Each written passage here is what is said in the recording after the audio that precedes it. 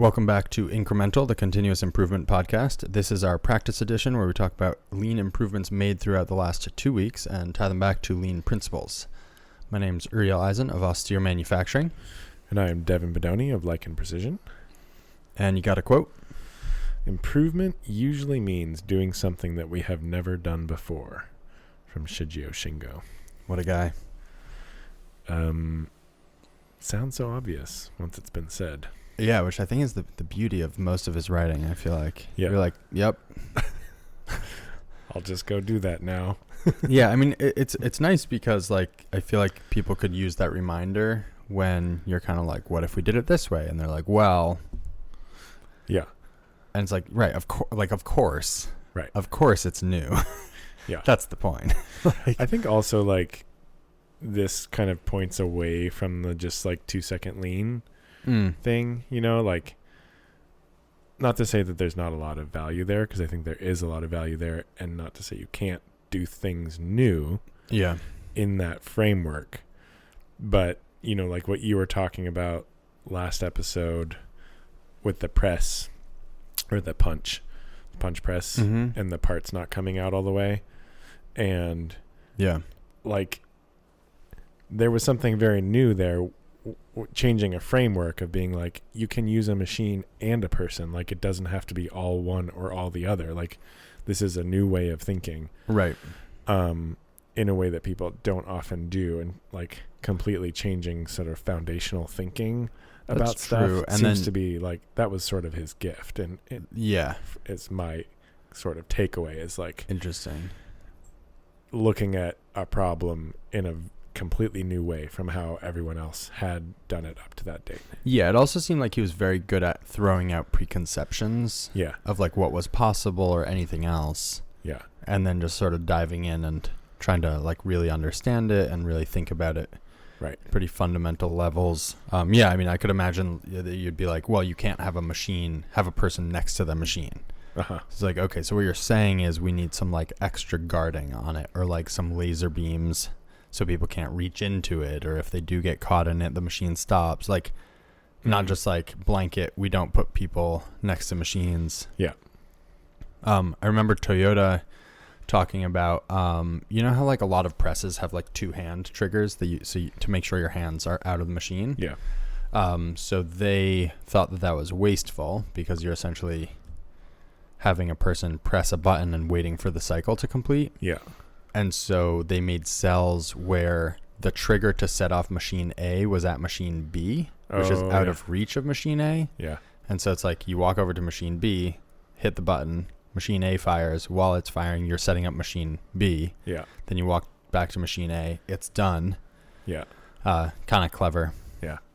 I like this. I feel like it's a good reminder also when things are like not going well or frustrating. It's like, yeah, you're doing something new. Like, of course. And you can't really improve without risk. I'm sure there's exceptions to that, but yeah. I mean, I think there is a lot of improvement to be made without changing, with just kind of like following the status quo and doing things that like a little better. Yeah. Or even quite a bit better when you're starting from scratch like us. Right. I think like maybe I'm not giving ourselves due credit here, but like a lot of the big improvements made early on were not like seismic shifts in thinking. I'm going to push back a little. The seismic shift in thinking, and I can remember it quite specifically, is realizing that it is worth taking the time. I think that's the side, right? Sure. It's like, I'm going to take like a lot of time away from doing the work to improve how we do the work. I don't know. I mean, I'm sure you're right. There are examples, to be sure, where it's just like easy and not a risk. But I guess this quote more comes into play when that's not true. And you can say it smartly to someone. Yeah. Well, on improvements, we've definitely, I've done a lot of work on the Kanban ARDA system. Sorry, where did the ARDA name come from? Is it just it's just a word? I mean, basically sort of like card and order. We were like, I mean, we went naming, and also naming things is hard. Naming things is so hard. And we wanted something ideally that was 2 syllables, so that you could say like, have you checked Arda or something like that. Oh. And like easy to say. Yeah. Because that's sort of the main use case probably is like people on a shop floor. Mm-hmm. That was one. There's a whole level of like SEO, like how available is the term, how searchable, is it available on social media, all that stuff. So it checked a lot of boxes, and and didn't mean something super weird in a different language that I know of. Right. Write in if we're unaware, because it's got to be something we can undo it still, maybe. But did a lot of work on that. And I can just rattle them off. I feel like it's a long list. But on a different note, this is a funny one, actually. So on the belt slide, to rack the belt slide, we have 2 holes for racking. Uh-huh. You can't see them when it's assembled, and then 2 screw holes. I know where this is going.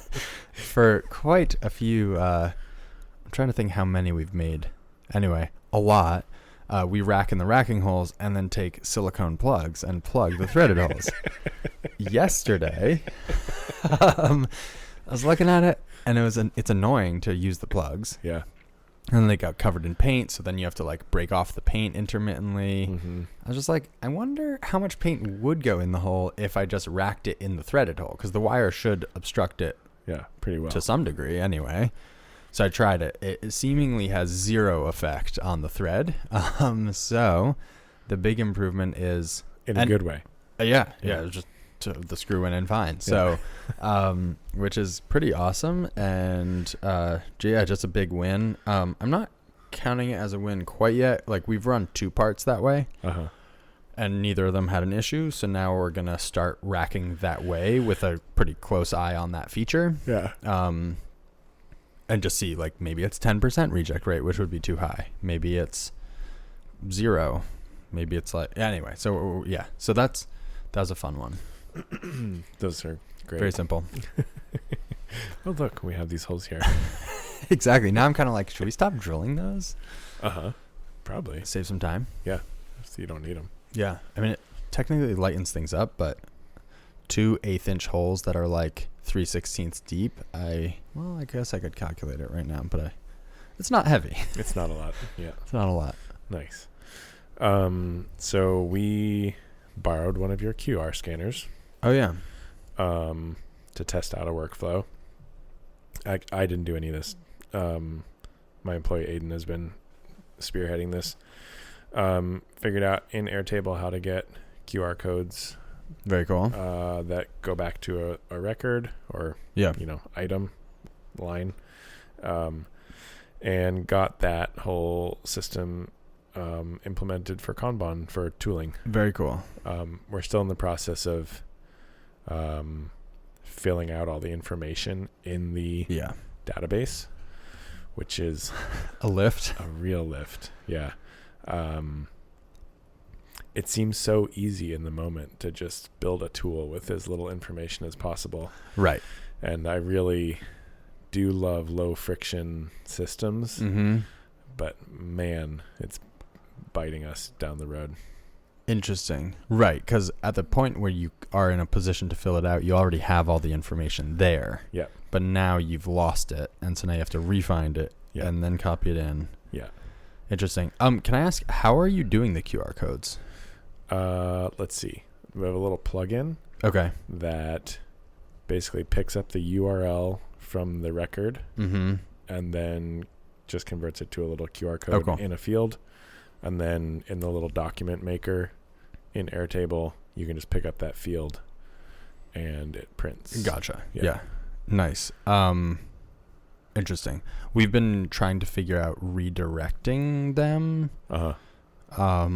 So that if you switch, it lets you like do revisions on the whole database. And then you could theoretically repoint it to a new database so without reprinting all the cards. Static, yeah. If you listen to last episode, all the printing, yeah. So basically every time we make a major update to the system, we technically have to reprint all of the Kanban cards right now. Yeah. Which I'm almost sure there's a solution. We just haven't figured it out quite yet. Yeah. I mean, we haven't thought about it too much, but we've almost had to do that a couple times. We have figured out. So right now we're taking all of this is just tooling. We're not doing this Kanban system for anything aside from tooling. So it's all being driven from the Fusion library, and we're having to do like a CSV export import into Airtable. But Airtable does have a cool feature where you can add without overwriting in an import. So that's cool. And also critical for moving forward because we're going to be constantly adding tools. I see. So you can export a complete CSV, import it, but it's not going to wipe everything else. Yeah. Wow. How does it do that? I have no idea. Like, are you selecting what it should overwrite and whatnot, or it's like clever about it somehow? Not exactly. Does it just look for matches and only write new information? Maybe. Yeah. Okay. I haven't been doing it again personally. Gotcha. That's very cool. Yeah. So we're trying to have everything drive from Fusion to that. Mm-hmm. One other kind of interesting little tidbit. Mm-hmm. So we got the QR scanner from you. You and I had talked a little bit about making it, do the, what do they call it? Not the return button. Carriage return? Carriage return. Yeah. And Aiden did some research and he was like, I think we should try out this one. It's like $35 on Amazon. I was like, I don't know. Uriel said the cheap ones didn't work great. Worked great. And came with all of the stuff, all of the settings you want, like preloaded. Nice. So we didn't have to do any configuring. We just literally plugged it in. And isn't that sort of coincidence though? Probably. Yeah. Yeah. Because like sometimes you want it to tab, sometimes you want a carriage return. When do you want it to? Oh yeah. Well, like, with a QR code. I guess if you're trying to do like you're entering. It depends what you're doing. Yeah. Yeah. I don't know if we're gonna have. I guess maybe. So you got a $35 one that worked great. Yeah. Interesting. It's also it's wireless, but it uses a dongle, so you don't have to physically plug it in. Yeah. Interesting. And you don't have to Bluetooth it either. What do you mean Bluetooth it? Like go configure it. You don't have to connect it via Bluetooth. It's like a Bluetooth mouse that plugs in and then it just works. Yeah. Very nice. Yeah. So we'll probably get some more of those soon, but we wanted to test it out first. Yeah. I might order some as well. Yeah. Very nice. Let's see. So some of the improvements. We cleaned up the UI for the Kanban card interface. We had like 6 or 7 tabs down the left that were like all these different tools and tables and whatever else. But kind of realized like focused in on sort of 3 main workflows. One is creating cards. So like where you putting in the data and then printing the cards. And so it's sort of focused on that. The next one is placing orders. So once those get triggered, how are you placing orders? So that's another area of the doc. And then the last is like, we added a receiving workflow. Mm-hmm. So now every time you place an order, it creates an order record, and then you can go through and tell that you received it. And in that receiving workflow, you can email the supplier asking for an update. So like it counts up the days since you ordered it. And then it'll tag ones that are taking too long. And then you can email them and say like, hey, can I get an update? And it automatically generates that email, or mark it as received, or mark it as received with a problem, and then it'll automatically generate that email and like prompt you for photos, which is kind of cool. Wow.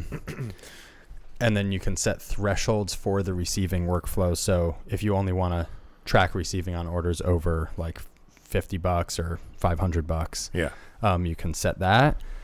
Because I was sort of worried that, I don't know, with all this, it's been very interesting. Like lean data management is no data management, right? Like don't manage it if you don't have to. The second you're sort of like sitting there programming a thing, it's so easy to add like, and then you'll know exactly when everything was received. And then I was just imagining, I was like laying there, I'm like, if you're not currently doing receiving and you kind of don't care to, then if at some point down the road you decide, okay, I'm going to go do receiving now, I feel like it would be a major deterrent if it was like, you open it up and it's all the orders from the last year of using the system.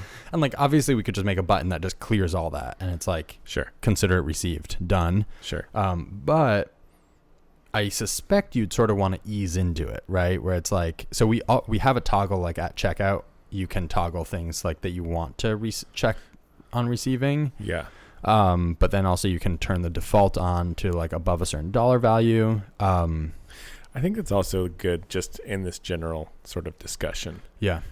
To like come back to like not root cause analysis, but like root purpose analysis. Totally. And one thing that is so cool about Kanban, right, is like you have a stack of Kanban waiting for physical things. Right. And it's like it's sort of already built in.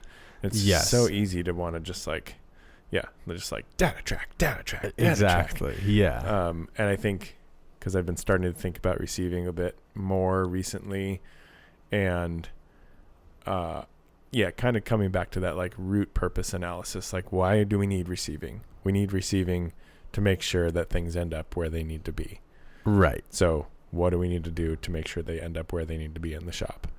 And at least where I'm going right now is not to be poo-pooing. It's a very good point.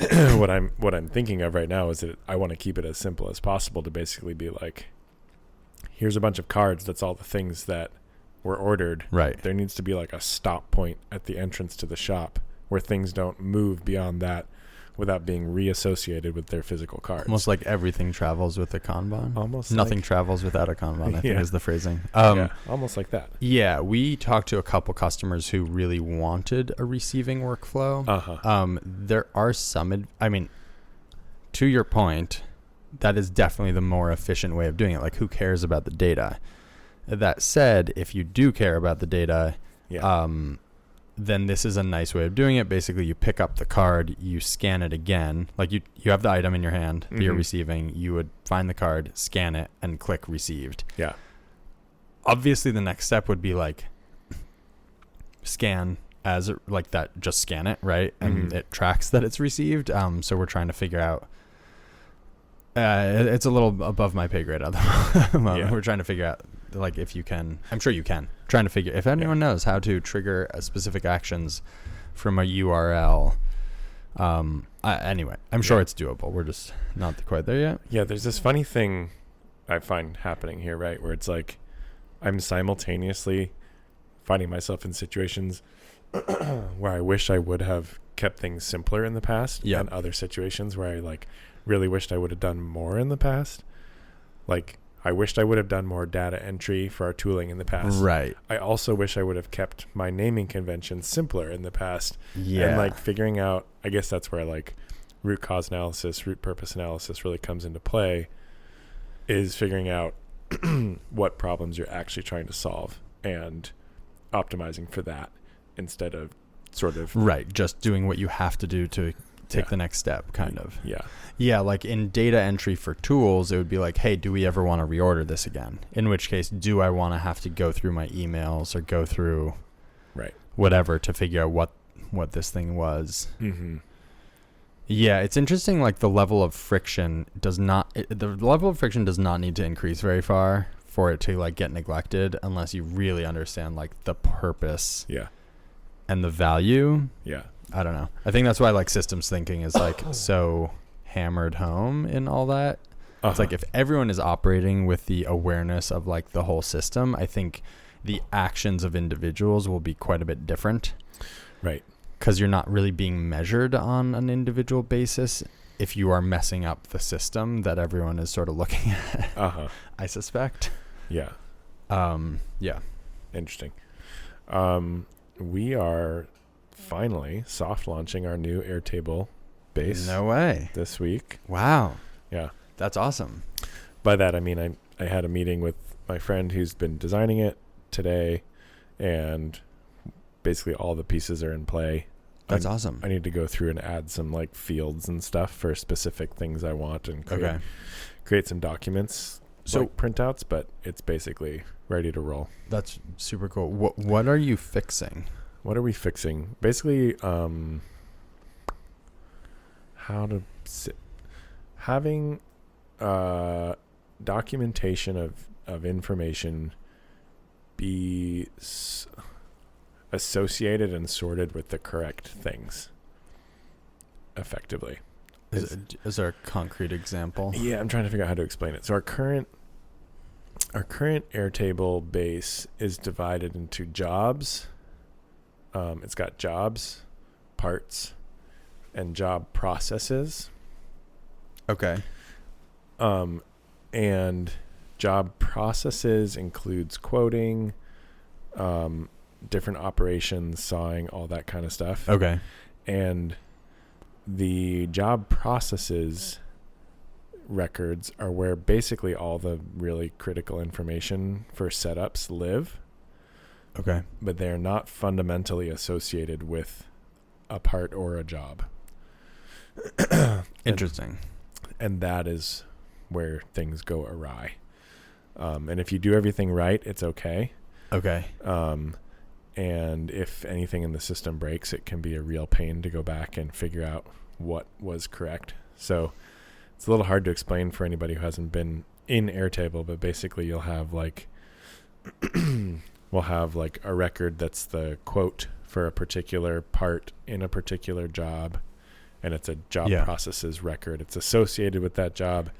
It's associated with the part. Mm-hmm. And then you'll have a separate record that is like, say, for example, the sawing operation. Then you'll have a separate record that's op 1 and a separate record that's op 2. You can use views to group them so they appear to all be of a thing. But if that grouping breaks for any reason, it's all disassociated, more or less. You can go find it again, right? But it's not like obvious. And then, kind of more importantly, if we do that job, let's say we make part 1, 2, 3, 4, 5, mm-hmm. and then in 6 months again from now we make part 1, 2, 3, 4, 5 again. Yeah. But it's a new job, and like the automation doesn't work properly to pull all of the information from the last time we made it. Yeah. All that information is effectively, it's not gone. We can go find it again, but it's a lot of sorting of like, okay, what was the date that we did this last time? Go in, find that job, find its associated process. Anyway. Interesting. That's the issue. Excuse me. So curious how the new one is structured to fix that. So the new one is structured where we have jobs, and so basically any information that's associated with a purchase order. Mm-hmm. So that's basically the purchase order level. Okay. So that's that's customer information. That is a purchase order and a list of parts that need to be made and their prices. Then within that we have work orders. Okay. So work orders are the specific details for each part within that purchase order. Okay. And basically only things that are associated with that instance of making that part are there. So like that would be pricing information for that part specifically. Okay. And then it's associated with the part. And then the part itself is the single point of truth for like all the manufacturing information for that part number. That makes a lot of sense. Yeah. So it sounds like you just rejiggered where the columns were so that the information was actually associated with the level. Yeah. Like with the right part of the job. Yeah, basically. Interesting. Yeah. That makes sense. And so that we can carry what needs to be carried forward. Right. Without, messing up. Like you can have a new price on the same part. Yeah. From a different PO. Yeah. But if the price is in the part file, then you sort of have to like create a new instance or something or edit the instance, and then it messes up like looking backwards. Yeah. Interesting. It's one of those things where it's like the devil's in the details, and you don't really. The relational database thing is so cool. Yeah. But it takes a little while to figure out like how to think it through. Mm-hmm. I found. Yeah. Yeah. Yeah. So honestly, it's much simpler than the old version. That's the dream. Yeah. Say it's also if I had more time, I'd write a shorter letter. Yeah. Exactly. It's also integrated to paperless parts, so getting away from a lot of manual data entry. That's amazing. Yeah, because right now Interesting. Basically, we quote in paperless parts, and then I'm having to carry not too much, but I would say too much. A decent amount of info I'm having to manually re-enter. That's too much. I mean, especially if you can get it to talk to the other. Yeah. So now, so now we're porting through not everything. At least we're using Zapier for all of the API talking. Mm-hmm. That's not my area of expertise. But apparently the way that at least using Zapier paperless parts is kind of it's a big mucky mess if you're trying to find some information in there. Interesting. Okay. And we've talked to a few other people who've also tried to do their own sort of integrations with it and been like, oh yeah, we had to do these crazy workarounds for a few little pieces of information. Have you talked to paperless parts? A little bit. Huh. Yeah, we haven't really got into it yet. So, which is kind of annoying. The one thing that's not carrying over is stock size. So I'm going to have to continue to manually enter that. But most everything else that we want. And actually one cool thing is paperless makes it really easy to export or to port over a thumbnail that just comes in as a JPEG. Oh, that's pretty sweet. And so it's going to be just a super easy slam dunk to start using thumbnail visual controls on our job order slips, because it's just right there as a field in paperless. That's so cool. Just comes up. I'm like, that's a win. It's going to be great. Yeah. And I know you were thinking about integrating with Fusion. Have you figured? We have not tackled that yet. We felt like that's something we want to do, but not. Yeah. Yeah. So I'm guessing we will very soon, because we're just focused on everything else to do with the tool management right now, and it's a lot. Yeah. And getting that working. That makes sense. But I'm sure once it's probably going to be mostly me, and I'm probably going to be pretty annoyed. Right. Because I'm the one who orders new tools usually, and so I'll probably figure out how to do it. But not yet. At some point. Yeah. Very cool. I have sort of a funny one that maybe doesn't belong on this list. AI price comparison. So in there you can click a button and it will do a price. It will look for better prices. Yeah. The only problem is it's very questionably useful. So it does hallucinate sometimes. So we actually gave a product demo today where I think we were experimenting with the tool, and then there's a button where you can replace the existing order information, like the link and stuff. And so we kept going to Walmart.com, but sorry, not found, because it just it knew it could be purchased at Walmart, but kind of made up that it was in fact purchasable at Walmart. So that was funny. I mean, we've refined it, and AI is just getting better. So it does do some items really well. It doesn't do arcane stuff well at all. Right. If it's I don't know, I'm buying paper. I'm sure toilet paper, all the links it sort of delivers, I would bet are going to be, well, anyway, much likelier to be a good link than grease for a brother CNC. And it's sure, yeah, Grainger seems to sell industrial stuff. Here's a Grainger link. Yeah. To nothing. But it's pretty cool. But I'm not sure. I don't know that it's useful yet. It is funny that AI can kind of lie and hallucinate. It's I think someone would like to see this. Yeah. That looks like a URL to a reasonable website. Yeah. URLs. Yeah. What is it? The structure. It's kind of interesting. It's a URL for this type of item looks something like this or some. I don't. I don't quite understand those. That's funny. Speaking of, we did built out a basic workflow. By that I mean we discussed it, and I think it's documented. Okay. For keeping our Airtable tool database, our physical tooling storage, and our Fusion library in sync. Oh, cool. Because it is going to be a bit of a soup sandwich until we get that automated. Yeah. And it's also as these things spiderweb, realizing that it has to also integrate with ordering and receiving. Because almost always when we're adding a tool, it's because we've just purchased it. Okay. And so it's going to be arriving, and we need to get it into database, make a place for it in physical storage, and figure out how when it shows up from UPS, somebody can figure out where to put it. And so it's kind interesting. And then get programmed in Fusion, or is it normally already programmed because that's what instigated the purchase?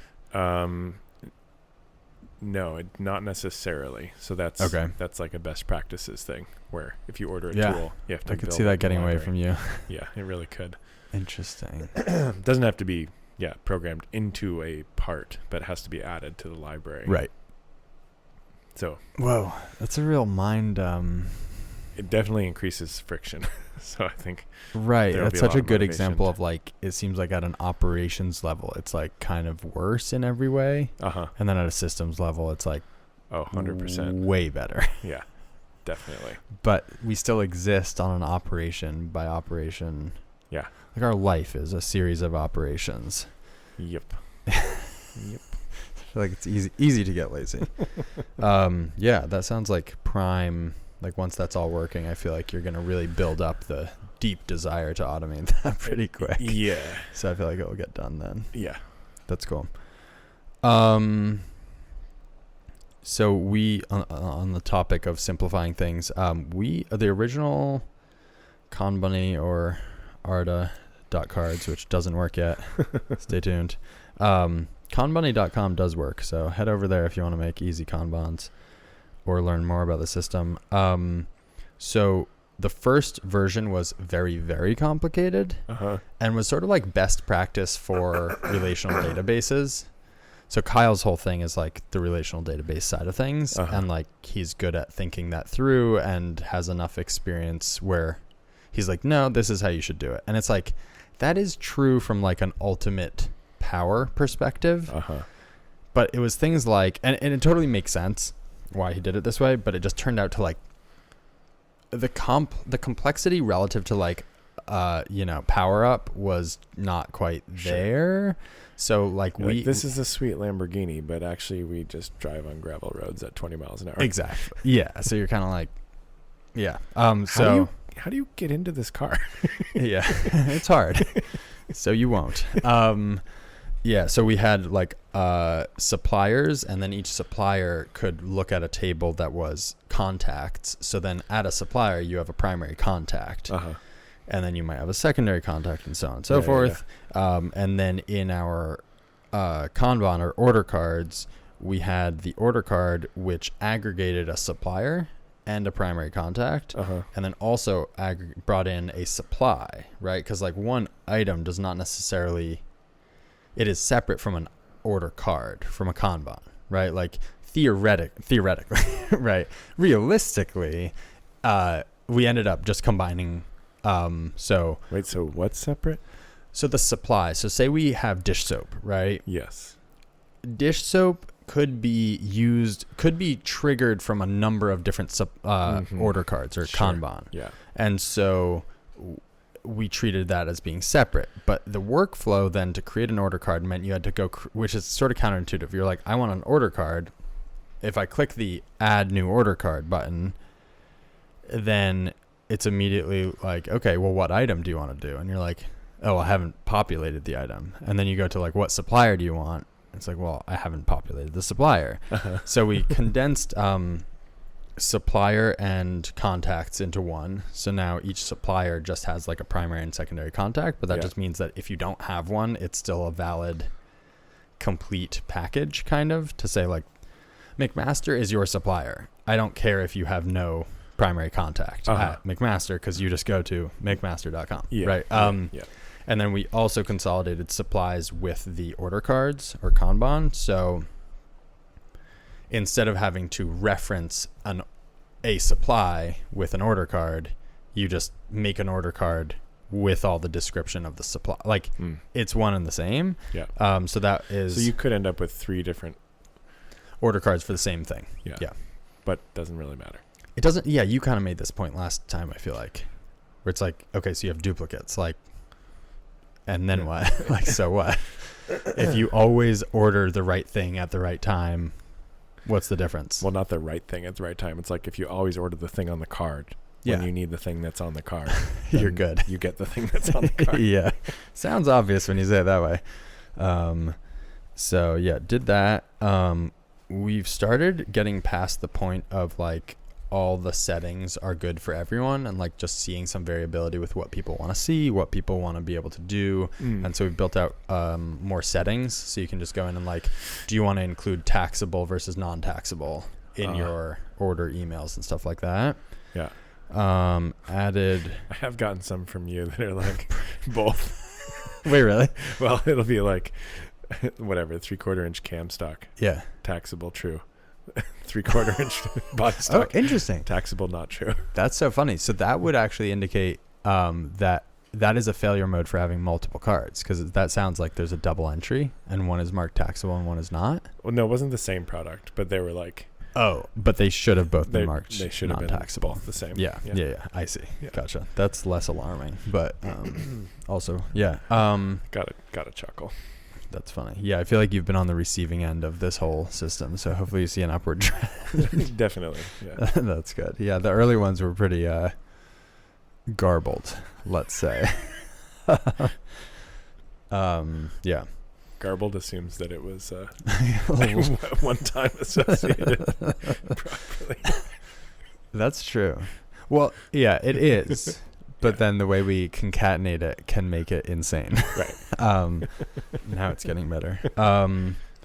Added bulk printing. We're also trying to make it so you can click a button and get something in the mail. That would be like a nice Kanban card, which I feel like would be kind of sweet. If someone doesn't want to print their own. Yeah, or like you want something that's really like like a plastic card or something like that. Huh. You could just like click, like order a bunch and then they'd show up. Interesting. I don't know what the price point would be where that makes sense. Yeah. But did I mention that I did some more research on the thermal label printers and they're not as versatile as I thought, or thermal transfer printers? What's is it a color thing? Yeah. That's because someone showed me a thermal transfer printer, and for each color you sort of had to like switch the cassette. Yeah. I think I realized that the so it's like 1 or 2 or 3 colors kind of. I think it can be like up to 5, but they're kind of like primary colors. And I think the cards, like the ferry cards that we've seen and like bus passes and stuff, they're all pre-printed. They're pre-printed stock that they just then put the details on, like the date or something in black. Yeah, or like a barcode. Right. Yeah. Okay. Gotcha. Interesting. That's that makes sense, but is a bummer. It is a bummer. Yeah. I did find another printer which I sent to you, which is slower but can print like almost photo quality. Wow. But it's like a combination. It's not like an inkjet. It's like a combination thermal something else. My brother, I don't know. I don't know if it'll be a thing. I'm realizing Costco prints a photo of you on the back of their card in the store. Uh-huh. I wonder what they're using. I don't think it's doing color. Oh. You know, I can tell you right now. If it's doing color or not. I think. Yeah. So that's something. And then we added a bulk import feature for people with like a spreadsheet already of supplies. Oh, cool. So you can walk you through importing. And this is kind of cool. When we added order tracking, so if you put in your tracking number, it will pull in, like, it will live update from UPS, FedEx, and UPS, like in transit, arriving today, out for delivery, that kind of thing. So that's kind of cool. That is very cool. And that's that about it. Yeah. Nice. Cool. Well, thanks. Well, you're gonna give us the Costco. Oh yeah. Here we go. I got it. Wow, that not amazing. No, that makes me think there is color. It's decent. I mean, it's maybe not the most beautiful photo of me, but that would totally work for a Kanban. Oh yeah, there's color. There's color, right? Yeah. It's not. Yeah. Interesting. All right, trip to Costco? Probably. For anybody who's not on that tip, you should go listen to the Acquired episode about Costco. Oh, yeah. It'll blow your mind. Big time. So good. Make you feel bad about your business. Oh, yeah. Or inspired, depending. Little column A, little column B. Yeah. The other one I really liked was Lockheed Martin. Yeah, that was wild. That was super cool. LVMH, I was super intrigued, but maybe not for everyone. I don't think I finished that one. Oh, yeah. I was just like, it was such a different way of thinking about a market and a product and delivering value. And it was... Yeah, actually, there was some really pretty cool stuff juicy. in there. Yeah. And like the value you are delivering is so counterintuitive. Mm-hmm. Like one of the questions in one of the books they referenced is, does your product have enough flaws in it? And it's basically that like if it has no flaws it diminishes its social signaling, because as someone looking at someone with a Ferrari, for example, if a Ferrari was just like an exceptional daily driver, when someone pulls up with one, it's like less of a flex, because you're like, oh, maybe there's no sacrifice being like made. if you think about it, like, right, a double axle dump truck is actually like probably the same price as a Ferrari, right? But when someone shows up in one, you're like, damn, that's like, that's a statement. Yeah, that's true. Yeah. But yes, it's not a statement because you're like, oh, they probably haul gravel, right? Like it delivers a function. Right. And so it's funny because like the second you make it worse at the thing, it actually delivers on the thing it's actually for, which is telling everyone around you something, whatever that something is. Yeah. So like wearing impractical clothes or... Yeah. It's like, A, I can. B, you know that I did not buy this for a reason.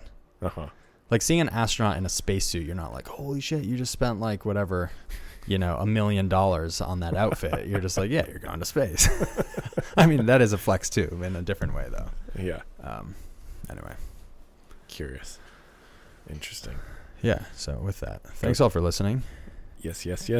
You can find the podcast at Incremental CI on Instagram. You can find me at austere_manufacturing on Instagram and austeremfg.com on the internet, and kanbunny.com if you're trying to make Kanban cards. You can find me at lichen_mfg on Instagram, lichenprecision.com on the internet. We have a Patreon. Go patronize. Please. And we will talk to you soon.